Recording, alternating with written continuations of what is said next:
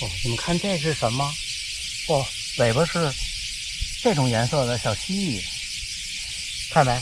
但这么多蚂蚁它也不吃，刚才吓我一跳。这边到夏天全是蚯蚓，你看这蚯蚓吃树叶呢，看没？哦，它也不动，看尾巴。大黑人先生他们还在这儿看见过蛇呢。小伙伴们看，4点40准备出发。昨天去药妆店买了个这个退热的这种贴，大人用3枚，他说每一枚能持续10个小时，但是在外边肯定持续不了10个小时，把它放帽子里，要不然太闷热了。还有2个盐糖这种零食带上，就是这种。我第一次用这种退热贴。小伙伴们看，贴在了这儿，把帽子一戴，然后就出发。嘿，大家伙早喽！7月22号星期一，新的一周了。还有穿上了这件背心，这是澳大利亚 MRC 跑团送的。我听说这个品牌前两天出了个巴黎奥运会的，我都不知道这事儿。这不难看，还行。至于夏天背心舒不舒服，就是你要出汗出成我前两天那样，那种气温湿度，什么背心都不舒服，不穿都不舒服。看来看这个脑袋里这个，脑袋顶上这个有没有用？一点点。我要是知道它存在，它就存在；我要是不知道它存在，它可以不存在。今天咱们就一会儿直奔主题，聊聊马拉松训练。好多小伙伴问呀，一会儿咱们聊啊。8公里，第一次喝水，8公里。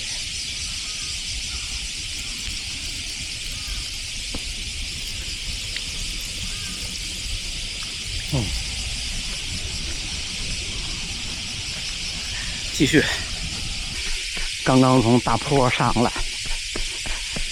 已经15公里多了。一会儿去喝第2次水。咱们先重点的说，今天早上还有小伙伴发评论，目前的半马成绩是2小时0几，发了一个特别就是种类特别多的课表，一周课表，想要给看看，说有没有机会，好像是秋天破1小时45分29，我不知道为什么是这个成绩，是5分配速吗？应该是。我看了看，我觉得难度比较大，因为他写的，他安排的间歇跑的配速是4分50到5分10。那这个强度不够呀，他自己的描述，这个配速已经是对他来说就不太行了。我觉得可能把目标放在明年春天比较合适。说这是什么意思呢？就是课表啊，其实真的不重要。真心话，对绝大多数普通人，如果您的目标不是要破235那种，说进评级、进国家级那种，真的不重要。进国家级的其实也没那么重要。就跑步这个事情，核心的逻辑是耐力加速度，不管是什么距离，对吧？你让普通人跑100米，都不可能冲刺100米。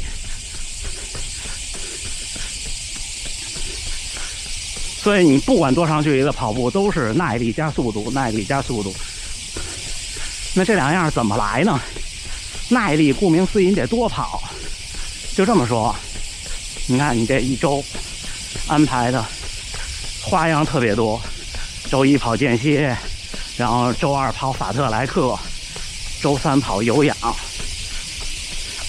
周4比方说跑轻松跑，周5跑阈值，然后周六跑长休息，周日跑长距离。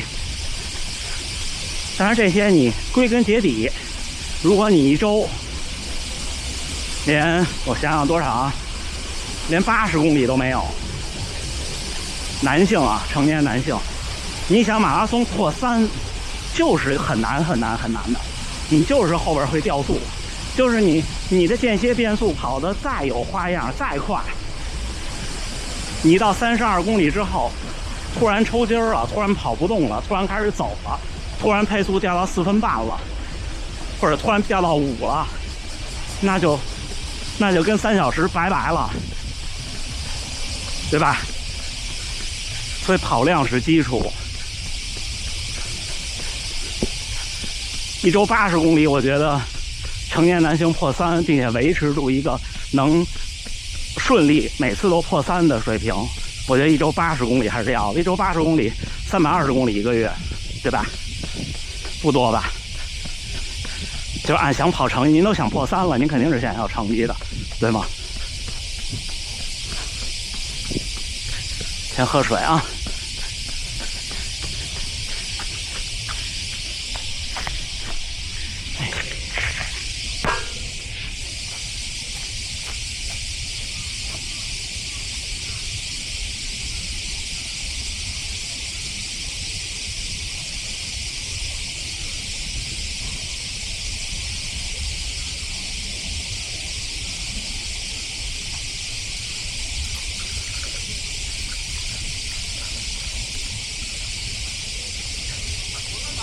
走！哇，偶遇的小伙伴，你接着走。我今天又在大半城田路把所有路都跑一遍。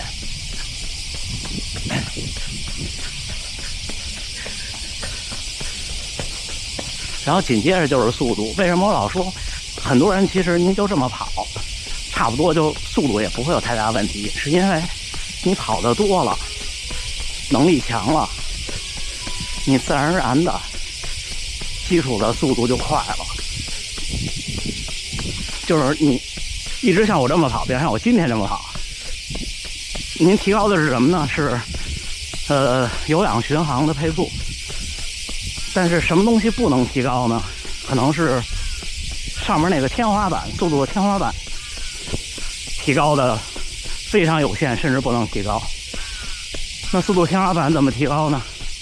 速度天花板就靠变速，靠间歇，靠那个快的那几组去往上顶。而且我不科学的体会就是，我觉得这种顶其实更多的是让身体找到这感觉，而不是你顶之前跟顶之后你真的就硬件上强了多少。肯定是强了，但是有限。那速度的天花板有什么用呢？速度天花板用处是，就普通人破2小时50，就是4分配速。因为大多数人，我的感觉是，包括我自己，如果一直这么跑，就是匀速这么跑，可能3分50或者3分55就已经觉得挺快了，就离他的当前的天花板比较近了。如果让他4分钟的配速全程跑42公里，那离天花板越近，这其实就跟28法则一样，你越接近最后那100%，你的压力和付出的体力就越大。它最后还是一个你耐力不够了，就是你的速度耐力不够了。但是如果你的天花板在3分20，那你可以轻松愉快的2小时50跑一个马拉松，对吧？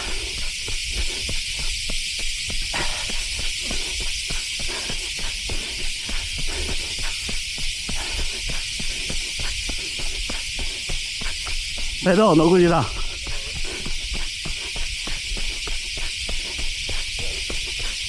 这就是天花板的作用。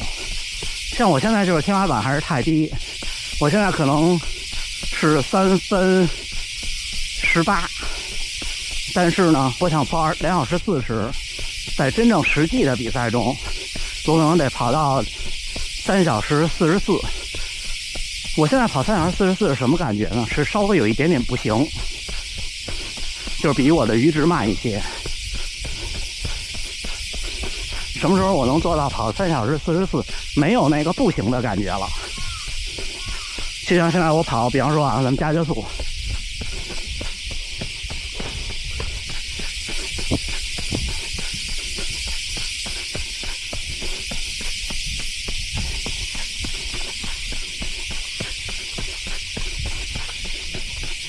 差不多这样跑下来，这个速度就250了，这速度我就没什么感觉。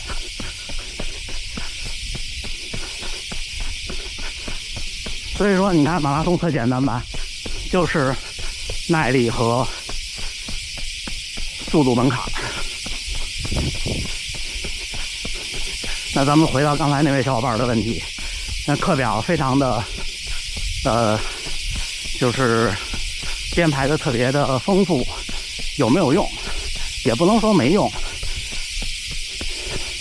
因为它的这个课表里也有距离，也有强度。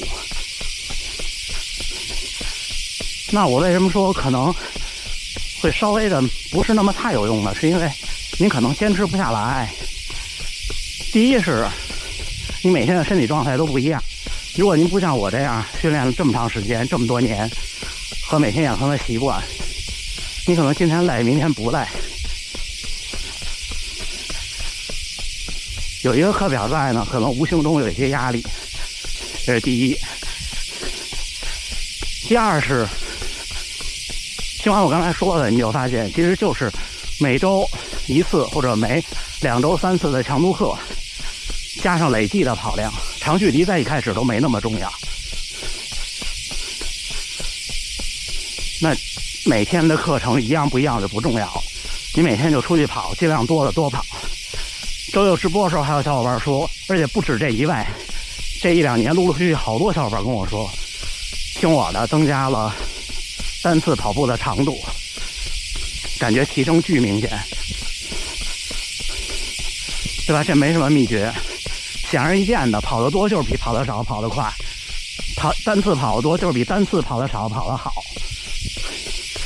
你不管说这办法是不是效率最高的，它就是有用。跑步本来就是个积少成多和一个持久的事情，你追求那一点效率，在以10年、5年为单位的训练周期上，并没有什么太大的用，因为你不是专业运动员，不是拼最后的那1%，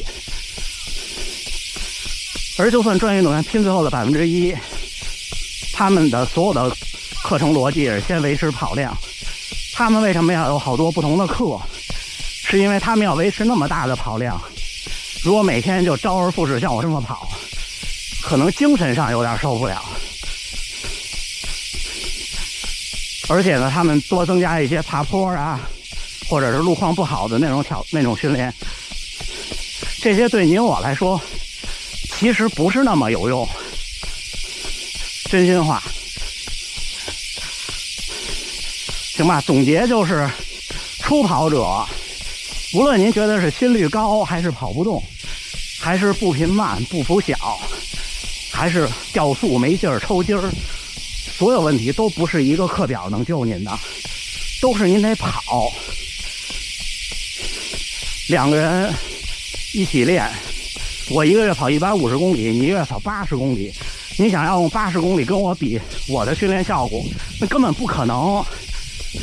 你就算有天赋也不可能，因为天赋第一有用尽的时候，第二很多所谓的天赋是平时看不见的积累。我特别相信这句话，不论是什么事儿，天赋都是平时看不见的积累。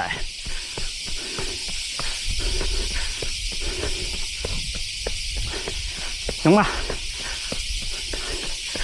这期说到这儿，咱们训练后见啊。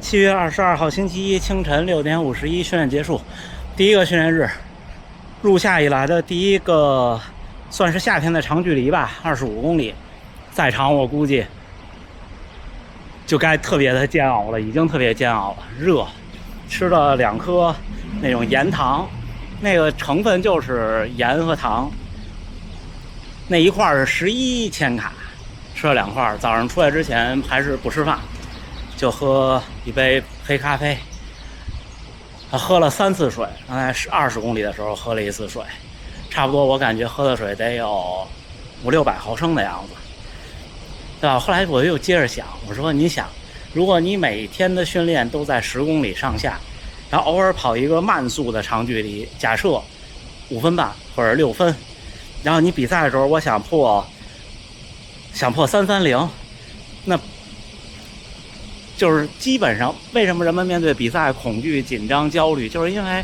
你这么训练下来，你自己心里没底呀。你从来没有用330全马的配速跑过，哪怕20公里以上，那对吧？你看像我每天训练这么长，我面对全马我还特别的担心呢。我要面对那个100公里的时候，我感觉担心的他要死了。这东西还是有点用，这么一摁现在还是凉的，就接触的紧一点的了。回头我再想想办法，看看怎么弄。就是它至少还是凉的。你要说完全没用，可能也不对，就是因为外边太热了。行，那这么着，最后还是祝大家能努力生活，健康平安。